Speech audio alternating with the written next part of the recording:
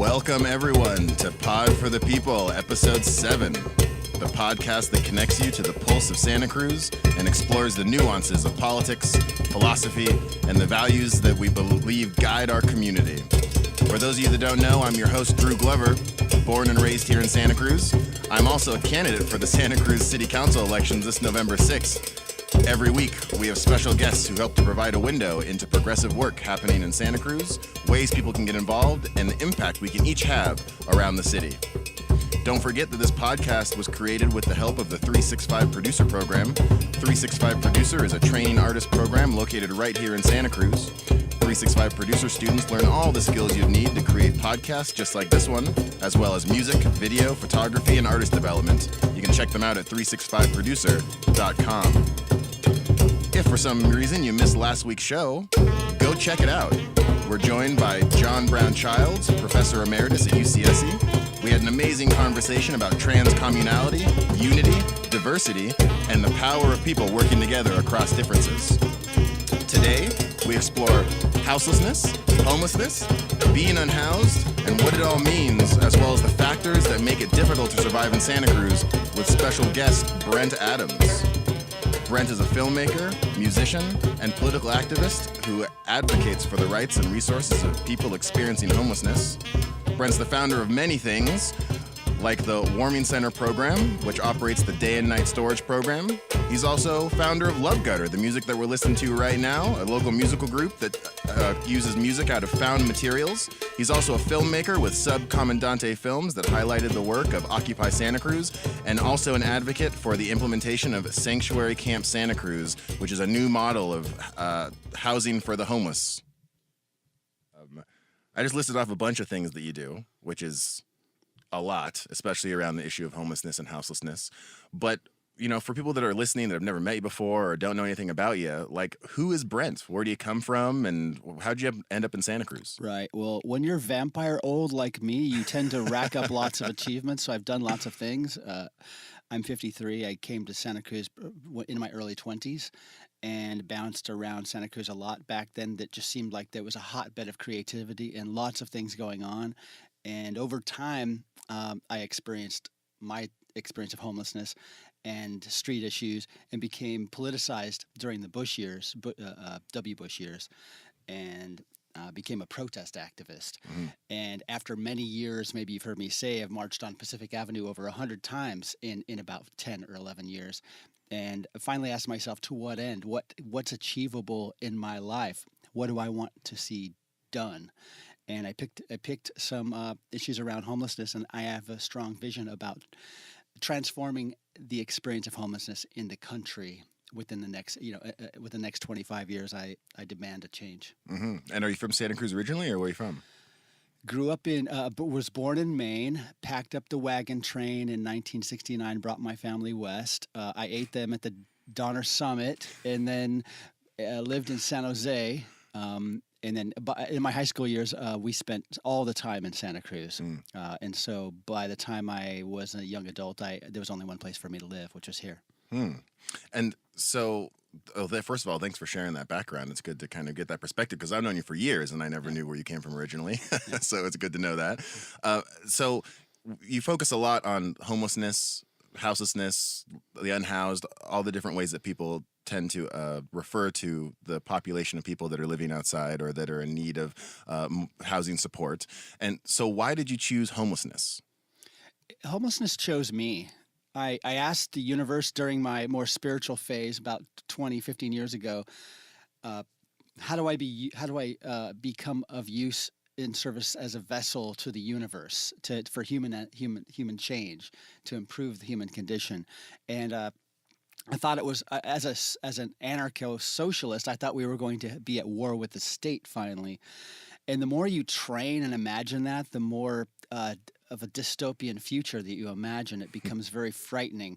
And you realize that's actually not possible in my view. So I started finding different ways. How do we, what's the lowest common denominator of humanity? A lot of times as progressives, as liberals, as activists, as advocates, we choose lots of social justice issues without realizing that right outside of the door is the number one issue that is pervasive in our community and all around the country, people sleeping outside. There's a problem and disconnection in our head because it's a class issue and we don't want to get too close to it. There's a lot of things we're not able to talk about relating to homelessness. Some of it's touched our family. We might have experienced it, or it's very frightening because it overlaps into mental health addiction issues, theft, criminal issues, and also we're fighting tooth and nail so that we don't become homeless, especially single families, parent families. So when I say it chose me, it was almost like Noah build an ark. I'm like, no, Lord, I hate that Old Testament metaphor, but it's very much like that. Like I said, I want to make a documentary that really talks about Santa Cruz, and it was really around this. If I can keep rambling, 75 River Street, this building that Occupy Santa Cruz had taken over. And I learned a lot about that building dating back. That's actually London Nelson's former farm plot. And it was on his deathbed, he signed it away with an X. There's a lot of controversy about whether he intended to give it to the city, so that the city then leased it out for many years. And then after like 50 years later, they realized that it had become this very profitable income property, which they finally sold and then purchased a place for the Santa Cruz Elementary School up on the hill, where the school district has their offices. So anyway, long story short, people were sleeping all around that building, and it had been a bank building for many years. And so there was that during the Occupy movement brought up the disparity of economics. How come people are sleeping around a closed bank building when here's this empty vessel? It's been there for 5 years closed. So then I thought, well, with the Occupy movement, let's really focus on this bank building that is a new symbol of economic blight. There were a whole bunch of vacant bank buildings in Santa Cruz at the time. Well, the Occupy movement and my own experience and street homelessness of Santa Cruz just called out for some creative thinking around homelessness. And the more I learned after Occupy Santa Cruz, I was facing charges for myself taking over that bank building. I'm one of the Santa Cruz 11, finally the Santa Cruz 4, finally the Santa Cruz 1. I was the last person facing criminal charges in the hallway, wondering if I was going to fight those charges alone. And we all ended up taking a basic deal, misdemeanor, no contest for vandalism. But what it did was I became politicized. My heart was touched around the experience of homelessness. I met so many people. I knew hundreds of people sleeping outside. And so for the coming 2-3 years, as I wanted to make this documentary, and I started researching homelessness on the West Coast. I visited a bunch of cities, then all of a sudden I realized we need a sanctuary camp like they have up in Eugene, Portland, Olympia. It's a type of organized transitional encampment, city certified and operated by a local nonprofit. So from that moment to now, it's really been me learning the ropes of how to work within a city-county structure. I didn't know I needed a nonprofit. I didn't know I would have to build a nonprofit. I didn't know how to build a nonprofit. Many years later, it's 4 years on now, going on 5.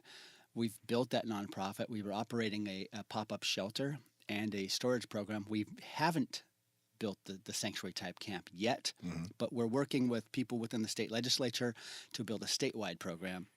And I look forward to talking more about the camps and some of those other solutions, because I know you have a lot of them and some suggestions on ways that the city can improve, or we as a community can address the issue of homelessness much more effectively. Just to give people a perspective on some of the research that you've done, you took a trip last year or the year before where you actually went and toured I think you said over 40 different locations, but can you talk a little bit more about that and what you experienced on that trip? Yeah, it was my 3rd and 4th trip on the West Coast in as many years. That first year, I ran into some camps I didn't know existed, Right to Dream 2 in Portland, Dignity Village, and some other ones that were just starting in Eugene. And then I went back the following year and saw them getting some foothold. Opportunity Village in Eugene had become established. So a year later, I decided to actually make a documentary about West Coast homelessness. So we tell ourselves stories about Santa Cruz. Why are they coming here? We talk about the nature of homelessness here. like it's the only city on the planet in the universe that is experiencing this, and it's actually by design. The federal government wants that. It's divide and conquer, divide and ignore. Actually, so I went from San Diego all the way to Seattle, visited 40 cities, investigated, interviewed, video interviewed. The whole West Coast. 10 people in each city. Yeah, the entire West Coast, inland to, Riverside, Bakersfield, Fresno, Salinas, Stockton, Sacramento, all the way east to Salt Lake City to investigate, because there was claim that they had solved chronic homelessness. Spoiler alert, they didn't. And then also trying to beat the bushes to find programs again that I didn't know existed. What's out there? It turns out in California, there's very little being done creatively. But up in Northwest, and especially in cities like Eugene, where it seems nearly anything is possible creatively for social justice and issues around improving the conditions of people experiencing poverty. And maybe that's a city I should live in, but we all shouldn't, go live in the Mecca. Right. We have to go back to our homes and, orient towards Mecca as a metaphor, but, do what we can locally. So that's what I put a stake in the ground in Santa Cruz. I live here and trying to improve conditions and talk about another way while the current status quo is happening.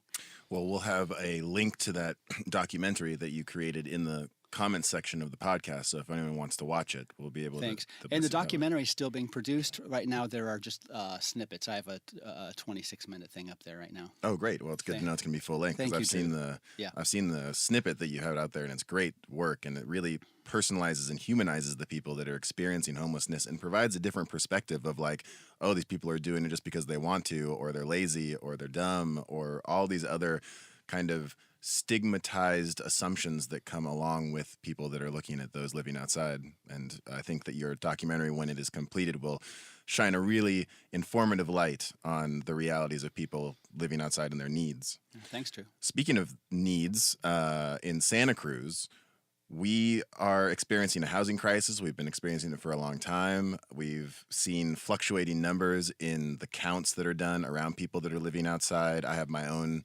hesitations with the methodology that goes into that, but it's the model that's been adopted across the country with tracking homeless numbers. So with the things that are happening in Santa Cruz, what are some things that you think they're doing right? And what are some things that you think that we could be doing better? When you talk about the count and the methodology, I've taken part in that 2 different times. It's the point-in-time count known as the PIT count. I took part in it 2 years ago, and then 3 years ago, and then 4 years ago, and then 2 years ago, and we're due to do it again this winter. The methodology, it's a terrible program, a terrible device to count people. But through that sort of filter of BS, am I allowed to swear here? You are, yeah. Through this filter of bullshit, you can actually maybe agree that the numbers are going up or down through that filter. But the count is that nobody knows how many people are actually sleeping outside. I think the status quo, as I call it, the lay of the land or the dominant paradigm, is handed down from us through the federal government. They really determine the course of the wind in this country around funding, and it comes from HUD funding through. What was it? Great Society years through Johnson, LBJ. We're at 3% of spending adjusted now than we were then when they had huge programs. Now, not all of them were efficient and effective. There's a lot of waste, but now we have such small amount coming into cities that nonprofit cities and counties are fighting over a very small amount of money. So you find that that's where we're oriented locally around homelessness. Mega nonprofits, as I call them, I won't list them, but you can imagine what they are. Cities and counties are, in the current paradigm we're under, the big flag on top of the castle is housing first. Closing shelters, because shelters don't remove the conditions of homelessness. Housing does. But the problem with that is they didn't actually earmark funding for housing development. So there's a problem in the design right there. So where does the money go? It goes directly into, the nonprofits, their redundant bureaucracies, redundant cities all across the country, really doing very little and having to, all the while, as we have to do as corporations and nonprofits, claim success every quarter and let the people and the donors think that we're doing really good work when you can just look around and realize we're doing very little.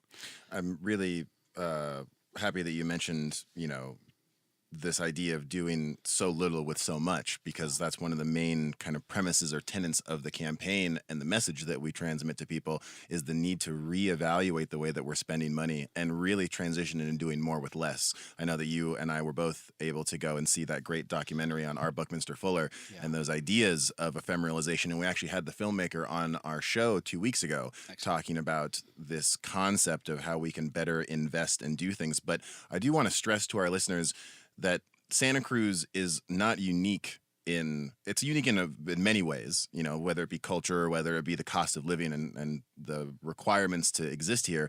But the idea of poverty and inequity is nothing that's new for the United States of America. In fact, as listeners in the show already know, and for those of you that may not know, I study Dr. King.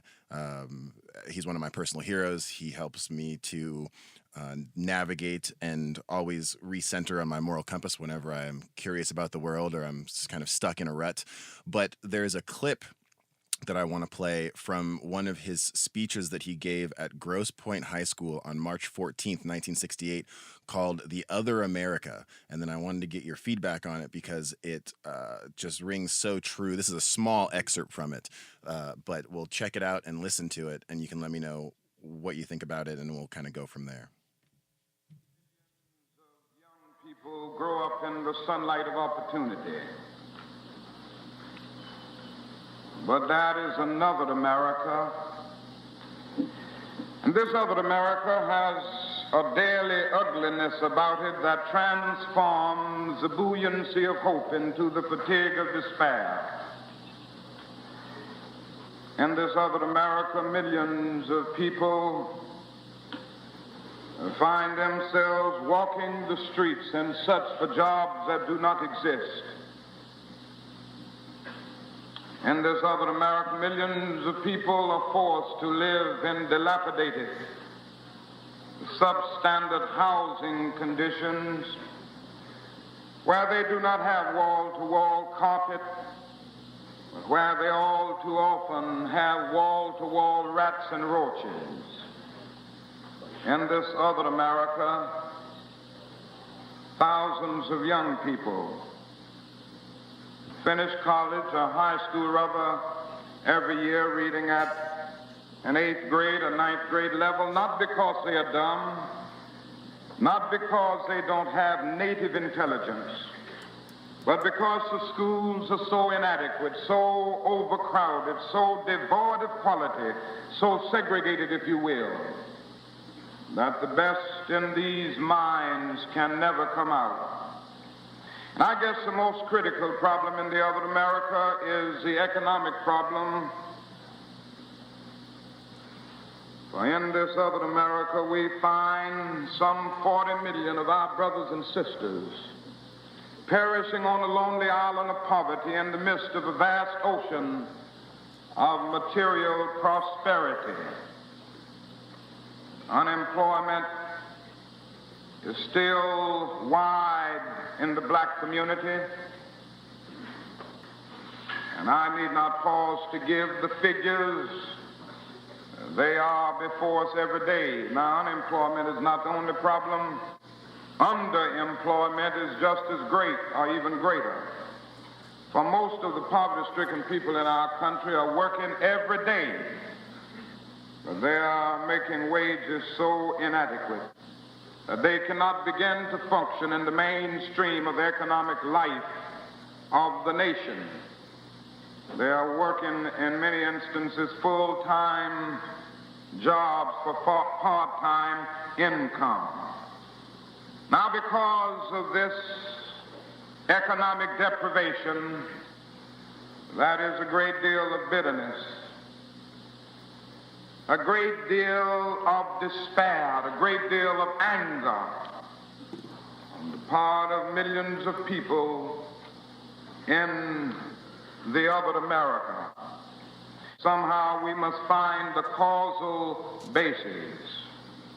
Everybody knows that, or who knows me, knows that I'm committed to nonviolence, and I still believe that nonviolence is the most potent weapon available to the Negro in his struggle for freedom and justice. But it is not enough for me to say that. It is not enough for one to stand up and condemn a riot. It is just as necessary for people of goodwill and concern to vigorously condemn the intolerable conditions that continue to exist in our society. Powerful words. So for the listeners, just to put it in perspective, that speech was made in the middle of the civil rights movement for Black liberation. So Dr. King is drawing the connections in that piece specifically to Black America, but later on during the Poor People's Campaign, which we have a chapter of here in Santa Cruz, he began to draw correlations between poor whites and poor Blacks and how economic inequality and the instability of our country crossed racial, religious, and partisan lines and impacted everyone in that case. But just to provide some context. But so from that clip, Brent, what are your initial takeaways? I saw you writing some stuff down. Oh, it's really good. It's definitely in line with what's happening now. In fact, it seems by design that there are these two Americas, and he's trying to shine a light on the other America. And here, when we talk about, like I just mentioned earlier, housing and urban development funding through what we call continuum of care districts. The local one is the Homeless Action Partnership, where all the money flows through and into the cities and the mega nonprofits I talk about. That is the first world America's response to the problem of extreme poverty in our community, homelessness. But it doesn't address, it doesn't take a true analysis of what's happening. Cities and counties we find everywhere bust up homeless camps because they don't want to see, they don't want us to experience the visual blight. They don't want us to see poverty in the ways it's occurring. They bust up right now in Salinas. They busted up a place where RVs were parking because that's where people they can't afford housing. They, as you know, locally in many cities all over California and the country, they make homelessness or the conditions of homelessness illegal. Mm-hmm. Sleeping outside, sitting, trespassing in almost any space. Can't sleep in a doorway. Can't obstruct the sidewalk. That's just, there's no place to be after that. And then also. What's up with funding for mental health and people experiencing homelessness? What's up with addiction programs with people experiencing homelessness? It's not there. And when it is there, it immediately disappears into redundant bureaucracies. What we see is where they transect the first and the second world is through the court system, through jails, almost by design. We take that, we're farming poverty and forcing them into a life of crime by design to make profit for the corporate first world. And that's, a scathing critique on where we are, but that's what we see. It's the reality of the criminal justice system. Yeah, so we talk about, like, that while that's all happening, I'm done imagining that I'm going to change the paradigm, the dominant paradigm. But what we can do as communities is create another vision of what's possible for our own experience together as we live together, neighbor to neighbor in a community, community to community, nation of communities. We can transform our own experience in the best ways possible, and then have a more empowered view, more powered experience around the poverty. So that's what my work is centering around. Right, because when we build community, we build power, and especially building community amongst the quote unquote downtrodden. That was one of the sermons that Reverend Barber always turns to. Reverend Barber, for those listening that don't know, is the co-chair of the National Poor People's Campaign, which is the revived movement from the late 60s that Dr. King had originally started. But he always talks about the Christian proverb or psalm about the rejected stones and how the rejected stones will be used by the mason to create the new cornerstone of the new society, which is by building community amongst the people that are the most rejected in the first world society that we live in, or that one America, and then trying to transition them into a position of power by building a unified voice and figuring out ways that they can become politically engaged and motivated. And with this idea, the visualization of the visuals that come along with the idea of two Americas is very applicable for Santa Cruz. And I can imagine someone in your position that works between those two worlds has an even better understanding of just that glaring difference, where we have $1 million, $5 million homes on a block that's literally down the street from where people are sleeping under bridges. And that strange reality and the normalcy that goes along with it. I released a piece on the Facebook notes section around normalcy never again, kind of how we can readdress the values and the principles that we have guiding us in the political decisions that we make and in the way that we engage people that are experiencing homelessness. Like, for example, I went down to the Trader Joe's parking lot, and there's always an older middle-aged gentleman with a crutch that's sitting there on the corner. And I just went up to go and talk with him one day to let him know about the Poor People's Campaign town hall and let him know he wanted to come. We just struck up a great conversation, and he was an amazing guy. He just was unable to get work because of his leg, and living in Santa Cruz had reduced him to having to sit at an entrance to a shopping center to ask for money. Yeah. Totally someone that has value. And this is the idea of transitioning our mindset around people that are experiencing homelessness as a burden, as opposed to people that have an intrinsic value that can be beneficial to the city if we can find out the best way to develop systems that actually support them and lift them up out of poverty. And even, Dr. King said in another speech that was earlier in time in 1961, referring to the almost impossible nature of anyone to be truly okay while other people are living on the bottom. He said, quote, "As long as there's poverty in the world, no person," he said man, but no person can be totally rich even if they have $1 billion. And so it's this idea that money and material wealth does not equal spiritual or mental wealth. And that gets, you mentioned before about mental health issues. And some could even say that poverty would exacerbate or create mental health issues, even from that piece we just heard from Dr. King about not condemning the riot, but condemning the intolerable conditions that exist that create people that want to riot, or the transition from totally excited people into the fatigue of despair or anger or bitterness, or perishing on the lonely island of poverty in the midst of a vast ocean of material prosperity. I always think about because I'm basically one paycheck away from being homeless myself, or one bad eviction away from being homeless.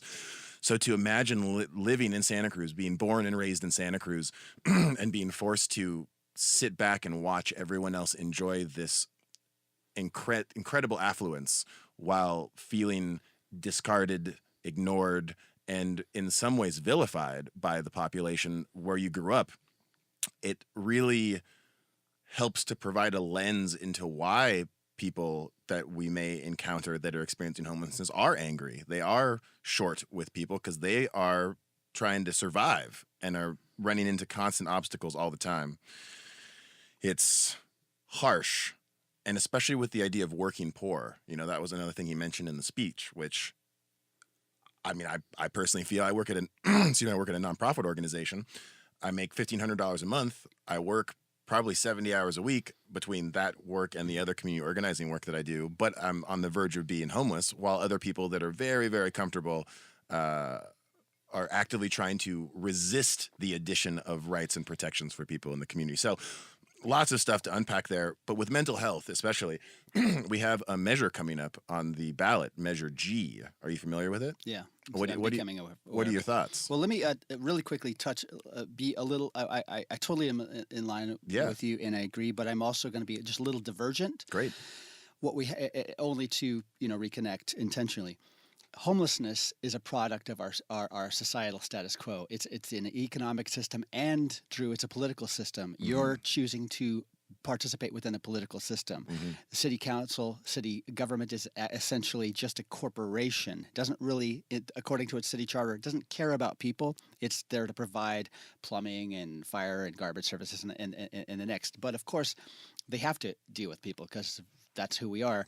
But humanity kind of mucks up the system a little bit for them. When you talk about that individual sitting on the street, yes, the conditions of homelessness exacerbate the experience of homelessness massively. If you or I were to be outside and we didn't already have a mental health condition, a year later, we definitely would. We'd experience trauma, depression. We would have lost our stuff. We would have been attacked. We would have had sleep in terrible conditions night to night, and we would have a much degraded emotional and psychological situation than we had at the beginning. And then you just lump everything else on top of it. But what I assert is the one thing is that it's the political device to change city council that's going to affect change for that individual. I don't necessarily subscribe to that. I think eventually, and then also our economic system that says we need to help that person help themselves in a pull yourself by the bootstraps. What I would like to assert right away is while that's all happening, we can't. It's like a storm swirling over my head. The political system that I buy into or not from time to time, or the economic system that I have no choice to opt out of. Right. But around extreme poverty, what's really true is that individual has no place. He's probably not wearing, I'm not talking about a specific individual now. Right. Person X is probably not wearing clean underwear because where do they buy clean underwear? People have no access to restrooms, have less likely opportunity to keep themselves clean. And then access to laundry is diminished. There's no low-cost laundry programs. We highlight one, but it's not even be used right now. Very small access to hygiene facilities like showers. They're out there, but it's difficult to access them. And on it goes. Storage of personal belongings. So what I assert is with a shift in awareness, just to realize that this hardship is happening all the way around us. And what we tend to do is go, let's get the right people into city council and everything will change. The reason I'm sitting here 30 years later after first hearing that and believing that's true is that I haven't seen it. We've had progressive city councils. And all I'm trying to do now is say, Drew, you and I can actually shift thinking very easily to what does that individual actually need to have more dignity, self-respect, and become less desperate. We're not going to give them free housing for life. I'm sorry. That's the era we're in. That to improve that person's life, we're going to give them free housing for life. It just ain't happening. So what we need to do is start listing the basic needs and build programs and have a forward-thinking vision. Now, it's really difficult where I'm standing because I don't really want to end up becoming the full-functioning homeless services center that we never actually had in Santa Cruz. Or do I? Is that where my nonprofit's heading? Where is my nonprofit heading?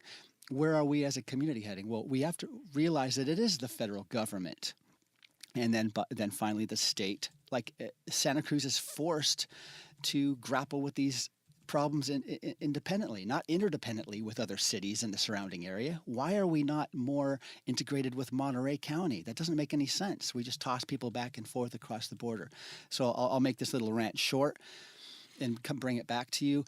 I want to shift awareness to something more empowering that I've started the nonprofit Warming Center program. It's a pop-up homeless shelter to make sure that not one single human being has to freeze at night on the coldest nights. We all can breathe a sigh of relief now because a few years ago, that wasn't the case. We only had a shelter for 100 people or less for many thousands of people in the county. Right. We stopped that. We put our foot down. We're done with that. Nobody has to freeze anymore. And also, where do people keep their belongings? 3 months into the day and night storage program that we're operating, nobody has to carry their belongings around anymore. Nobody has to drag their blanket around. They can stow it in the morning, keep their purse safe overnight, and on and on. And that program's transformative, as you had told me about too. It's strikingly changing the experience of homelessness for you and I, and definitely for people experiencing homelessness. Actually, you can go downtown right now and experience a shift from what we had last year, which were large amounts of things chained to bike racks, hiding under park benches, and people carrying lots of stuff. That's not happening anymore. We've not only been able to help people store their stuff, but focus on better gear, redundant gear, and reduce in size some of the stuff that they're carrying around because they don't need to carry all that stuff anymore. It's been transformative in many ways. People getting jobs, people standing more physically erect, more effervescent, a lot more self-esteem. So that shifts a lot in our community without us realizing it. And what I want to do is take that many, many steps forward. And it's not just Brent Adams or the Warming Center that can do this. Now, we started a framework called the Santa Cruz Coalition on Homelessness that I founded, and it's kind of built for the future. There is no real coalition because the organizations that would need to be a part of a coalition have not even been envisioned yet. That's what we're trying to spark: new ideas, new programs. It's an idea incubator, how to put people and ideas together. What's a good idea? Has anybody even created a filter for a testing, a proving ground for what a good idea is? We all have ideas. They just come in. We hear so many of them. So, and then folding that back, as we build this community together, Drew, then we are building an electorate that believes that you, as a city council person, have actually something achievable, rather than becoming, I'm sorry to say this, that Micah Posner no vote on everything, 6-1 votes forever. We have to you have to come forward with a real strong vision to build an initiative that can be voted on, become an ordinance, a new development, new possibilities in community that we don't really even have a forward-thinking vision now. That's why I want to spend more time with you and others who are running for city council, even though I don't really personally believe in electoral politics. Right. Well, I do want to So cheers. appreciate. Thanks for that. I do want to appreciate you pointing out the issue with the electoral process and the electoral system, because it's a message that I translate or transmit to people, but also it comes from a talk that was given by Boots Riley on NPR, and it's this concept that we need something beyond just a politician, because it's not just being or having politicians in power that agree with our perspectives, but it's the ongoing process of building a movement of a strong community. Because a lot of people I found, and that's not everybody, but a lot of people I found tune into local politics between August and November every other year. And that's when they're really focused on the issues, the problems, what's going on. But outside of those 2 months, unless there's someone that's a devout advocate or activist that has already dedicated their time and life to working on the issues, a lot of it kind of goes unnoticed or undiscussed, meaning that elected officials are not supported when those things come up and they need that support from the community to say, hey, what's going on? And also it makes it so that there's not the community that's actively keeping tabs on the elected officials and making sure that they're following through with their commitments and holding them accountable to the impact they're having on the city. So I totally agree with you that just running people for city council because we agree with their perspectives, but not actively getting down on the ground and pushing with them is detrimental on so many different levels. I went to a launch party for the Unbought Unbossed 2 organization with Kimberly Ellis in Oakland during the Democratic convention a couple months ago. And that's another thing that was mentioned by multiple speakers, was this idea that we shouldn't be lifting up politicians on a pedestal and being like, they're going to be our saving grace. We need to link arms with politicians and community members alike and walk forward into a better and more unified, more powerful future.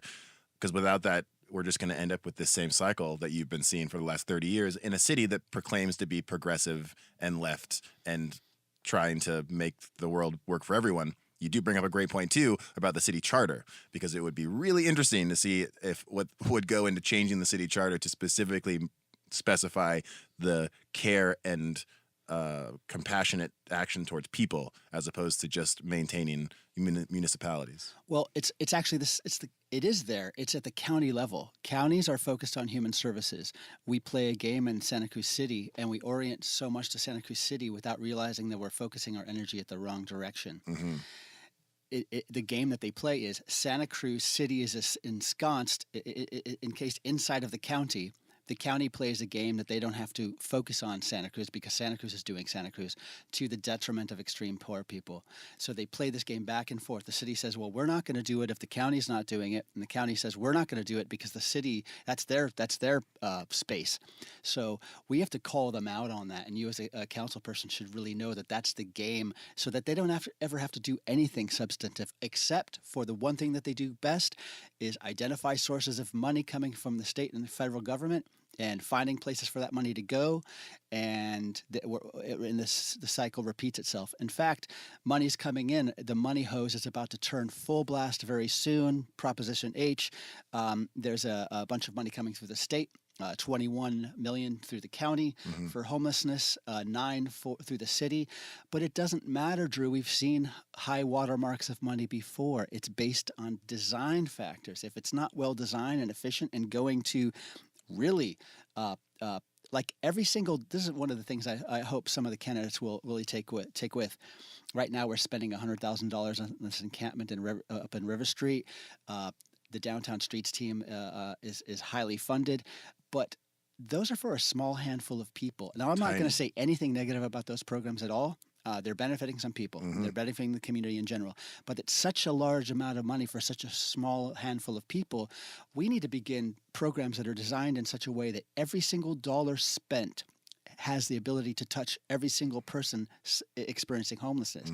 And that's based on a design factor that says, and this is a kind of the controversial term, but I say all programs have to be scalable to infinity even. I don't mean that everybody in the world can come here, but it means that you realize that when you build a program, the scalability factor, that you don't shut people out of a program that's county, city government funded. How could you do that? We should be calling our city and county officials on that person X approaches a program and can't utilize the program because the 20 people are already maxed and you have a waiting list of hundreds of people sometimes. That we have to shift that.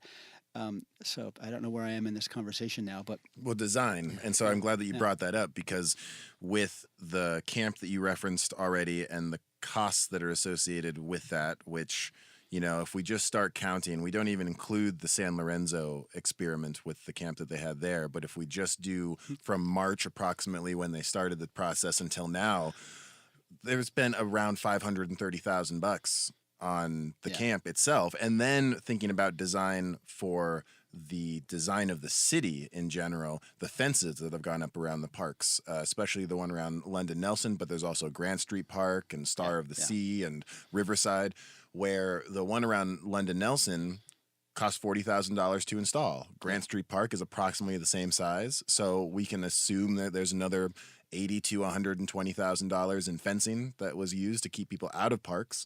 And whenever I say the fence, I oftentimes my mind goes to the wall and the concept of keeping these people away from these people because they're dangerous and these people have more money and should be able to enjoy the space.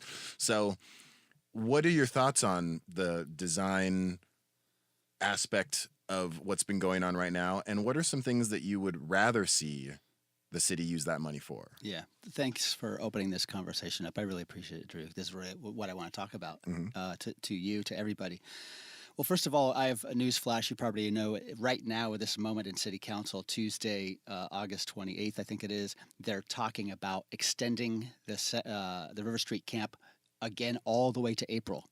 And adding 2019. Adding 20 more people to it. We don't know where that's going to happen. I'm not going to say anything negative. It's too easy for me to. It's too easy a target. And then you talk about the fences. I encourage you as a city council candidate to really be careful about that phraseology, about how you broach the topic of those fences, because you're talking about neighborhoods that were impacted inappropriately by high concentrations of people who sleep outside. So those are real people in those houses, and those fences kind of answered their if you had one of those houses, you might have demanded something be done also. Yeah, and then also just to make sure that we're on the same page, while I appreciate the public safety aspect of how the fences may have benefited the neighborhoods, and I can understand the desire, especially for young families and children, to want to be able to feel safe in their communities, I would always prefer for elected officials and money to be used in a prevention or preventative aspect instead of a reactionary aspect, because if there had been forward thinking to alleviate these problems as they were presenting themselves, granted it's a statewide issue and it's a problem all across the nation, but figuring out ways to mitigate the situation so it would not have reached such high crisis levels as it is right now,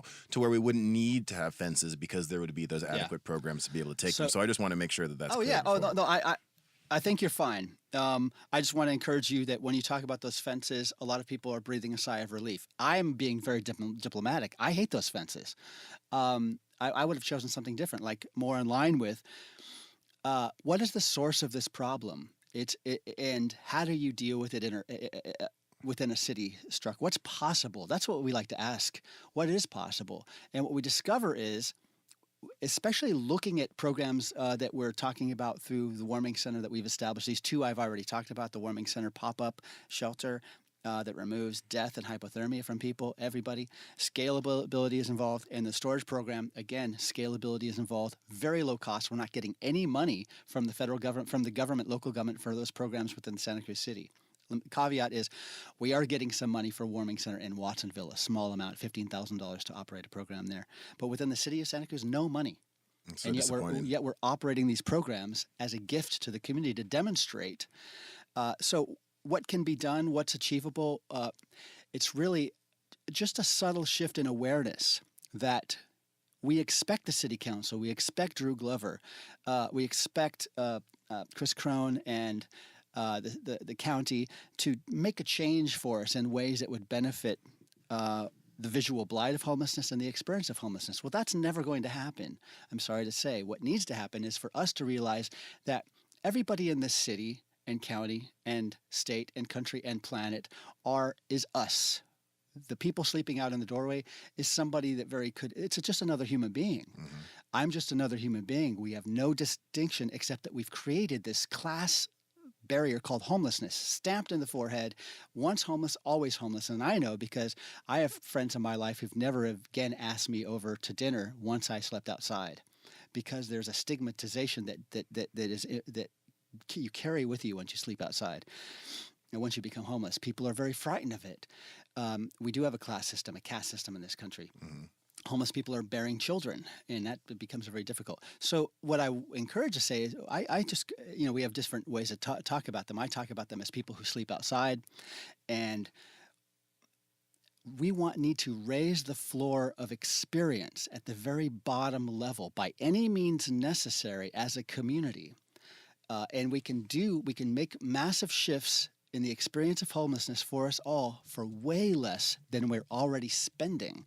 Now, I'm not trying to raid the bank of what they're spending. I'm just trying to say, let's make a shift in consciousness. Part of that is some of the basic needs. We can build programs like access to hygiene at a utilitarian level that is more accessible and dispersed in areas where people need it. And much better. Yeah, that's going to cramp our imagination of what a community should look like a little bit, but it's actually going to be very, very much of improvement for us all.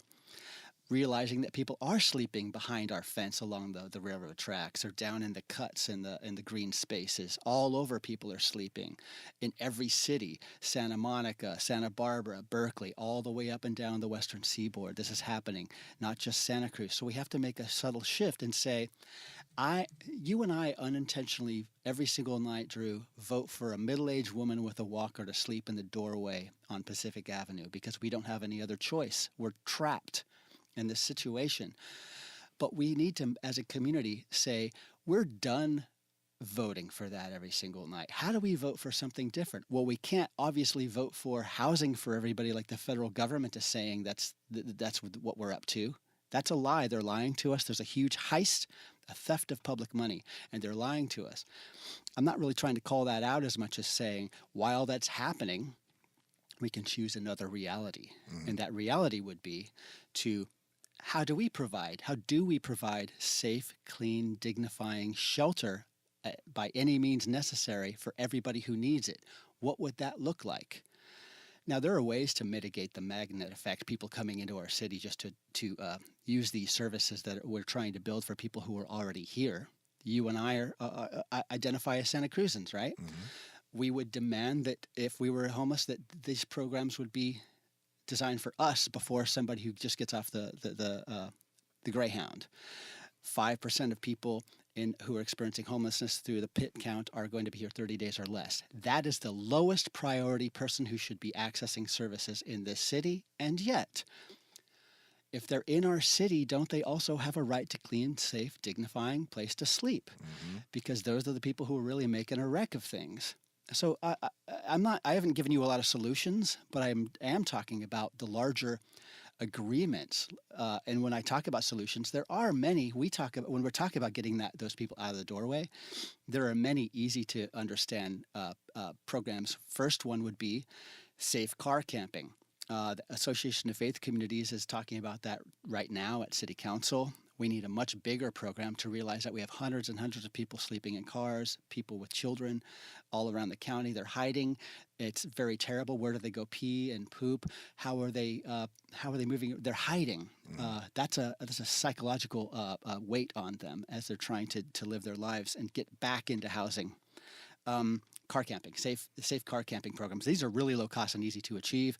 Also, what I call sanctuary type encampments. I'll say the long phrase again: transitional encampments certified by city or county, state government, operated by a nonprofit according to a very specific set of guidelines that I'm an expert on. I would like to talk about that.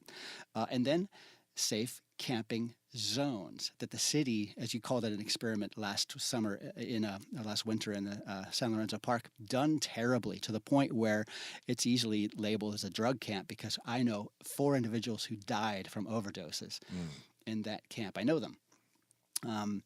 We could do those so much better, effervescent, and it's just a nonprofit working with the city or county, a set of guidelines, and a way to mitigate concerns, enforce rules, check people in and out. Yeah, you like sent that. me a bunch of information that when we got a chance to meet previously, and I got a chance to pour through it. And something that really stuck out were those ideas of the self-managed camps, or I think which is what you're referring to with the sanctuary type camps. Sanctuary type camps, because not only does it cost less because of the staffing that's associated with it, but according to the numbers, the crime rates are lower, or the incidences of criminal activity are lower, and a higher amount of people get into permanent housing versus the structure of camps that we have here in Santa Cruz or the shelter system. So that seems like a no-brainer. It's a no-brainer. When you discover, so it's funny, there's a concept called Smart Solutions to Homelessness. It's a nonprofit. It's a pilot fish attached to our local Housing First thing. Here we call it Permanent Supported Housing. It's 180-2020, formerly 180-180-180. This sort of thing is in every city on the West Coast, all around the country. It's not unique to Santa Cruz.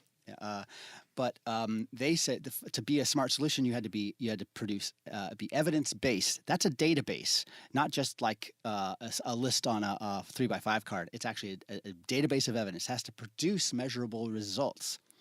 And then the other ones like be effective for the community and the individual, be cost effective, and put people on the pathway to housing.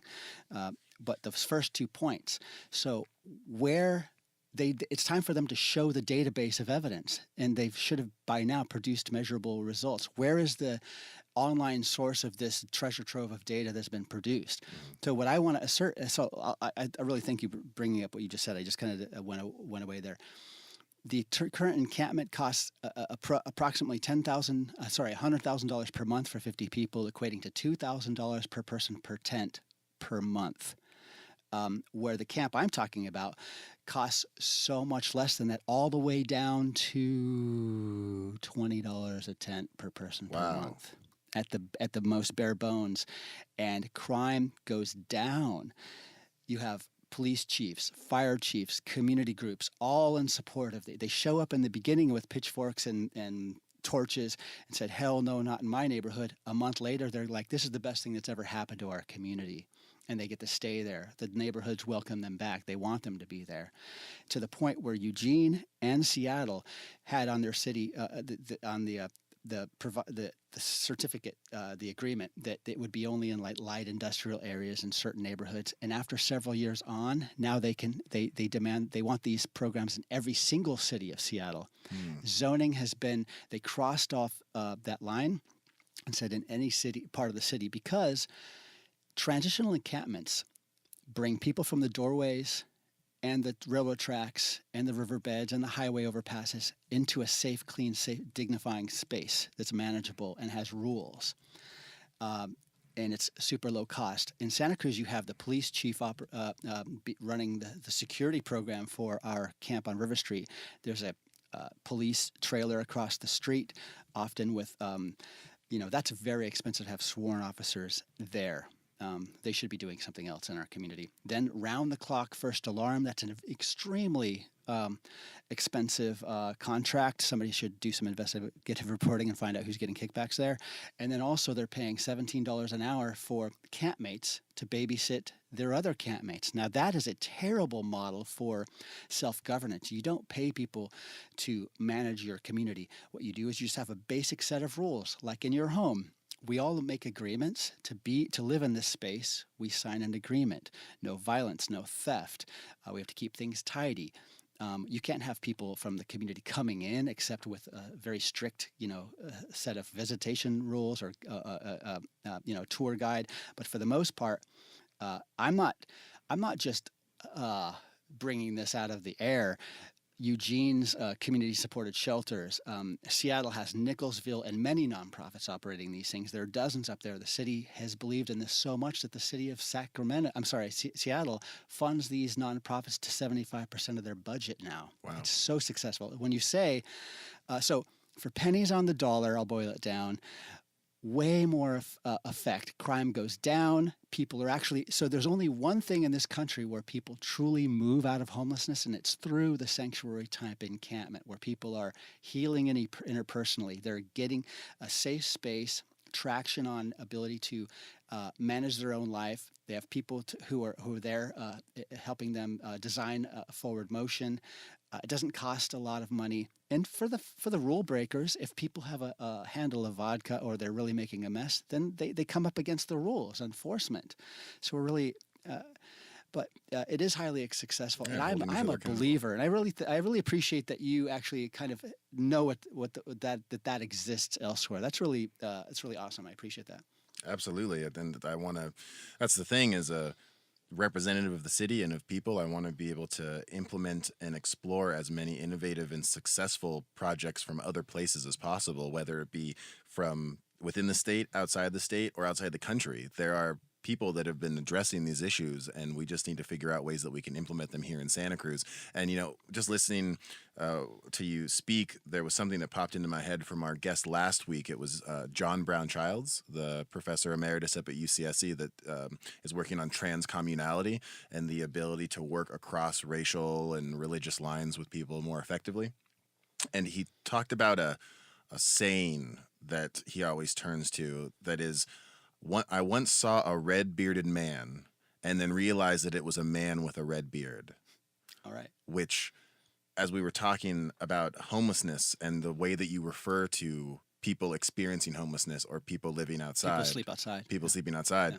Yeah. It's that same concept of transitioning from, even if you were to say outside people, as opposed to people living outside, or homeless people, or people who are experiencing homelessness, it creates a sense of humanity within your own psyche when you refer to them. So it's not some other being that is living on the street. It's another human that deserves our compassion, our love, and our attention. So much.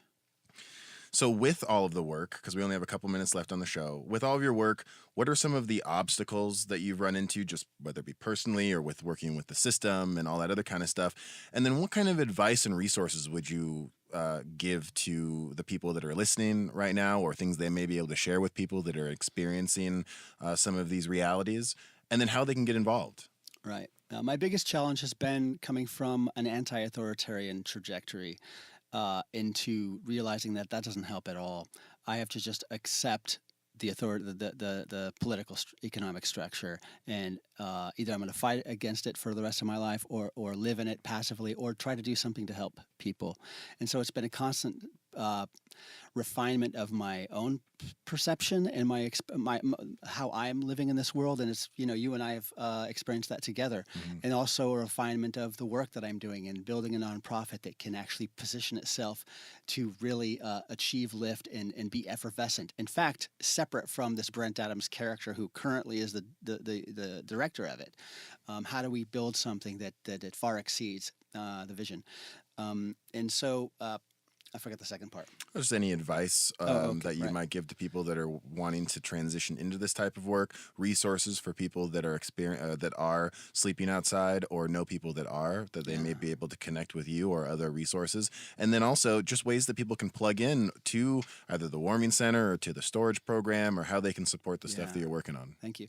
There are a lot of programs, a lot of volunteer opportunities. But I encourage people to reach out to us specifically at warmingcenterprogram.com, warmingcenterprogram@gmail, because we have intern opportunities. We have also some paid intern opportunities coming up. Lots of volunteer opportunities. I'm going to be hiring a site manager and even a part-time bookkeeper. If anybody's listening, please get in touch with us. But a lot of the programs that exist are just kind of moving forward like they have for a long time, and they're not changing much. There's nothing shifting. We're just kind of keeping things at the same level, and we want to challenge the city to think differently, and come with a new vision. And what we want to talk about is, as we are getting a new base, in fact, Warming Center program and the Coalition on Homelessness is finally moving into an office space that'll also house the storage program October 1st. We'll let you know about that. As we have also have an intern office now, a space where people can have a resource center, and they can actually develop their own programs and projects around homelessness, being inspired by the work that we're doing. We want to be, again, an idea incubator and facilitate new thinking, put people together.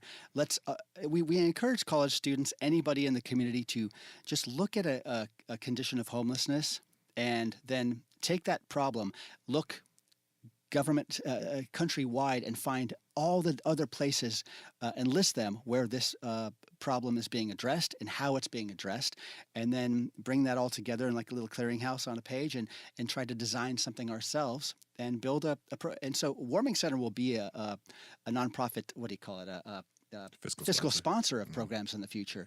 I don't want to run them, but we can help this thing along. Now that we've become a 501c3 and we got our footing and we're becoming stronger, let's build some new stuff. There you and go. have a new vision.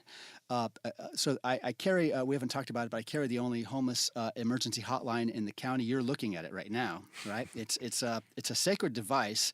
It's impossible, but it's really just a dude with a cell phone. Right. Cell phone number is 831-234-9848. And that's really almost any condition of homelessness. There's lots of people working on things, but you can actually talk to a person who can direct you to somebody else. I can go directly and help people who are having a nightmare experience. I can get them warm clothing, a blanket, or whatever. So that's out there. Thank you. So many good ways to plug in, things to think about, and solutions to implement and to create. I mean, that's a wonderful service to offer even to the community, is to provide a space where people can come, learn the work, and then also figure out ways to generate their own solutions and move forward that way. Yeah. I mentioned it a little earlier briefly, and we talked about Measure H, but what do you think about Measure G? So I don't make myself an expert on electoral politics. I vote. As a voter, that's my own responsibility. Also, as a director of a nonprofit, I try not to advocate for things. I support Measure H because it's the supermassive money hose for poverty issues. I don't like where most of that money is going to end up. I don't approve.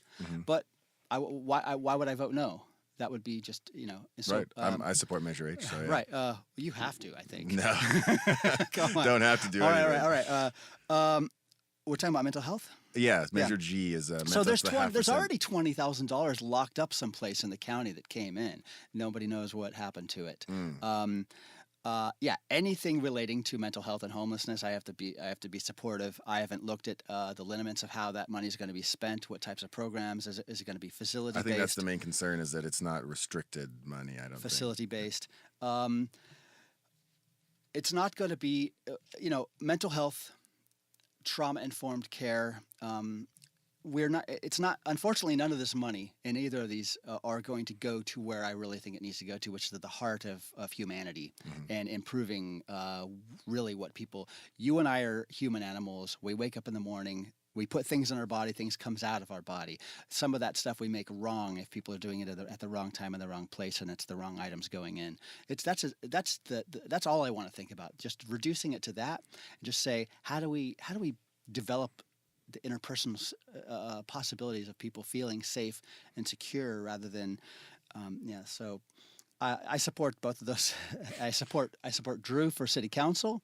I really like what I see in you, because my critique earlier on was that you weren't really digging deep in some of these issues, and I just see you taking on that challenge in ways that it's really impressive, and I commend you for it.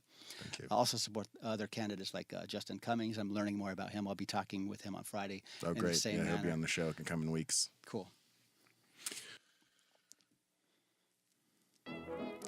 Haha! Well, that brings us to the end of the show. Episode 7 for Pod for the People, your weekly update on things going on in Santa Cruz, ways that you can get involved, and things that we think you should be paying attention to.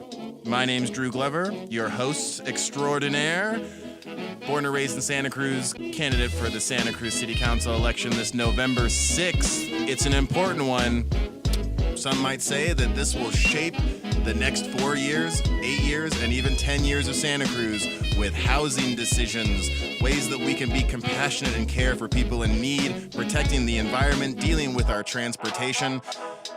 This podcast is designed to give you so much of a view, a window, or ways that you can start thinking about some of the different issues that we are dealing with in Santa Cruz. Tune in each week with a new guest talking about the work that they do.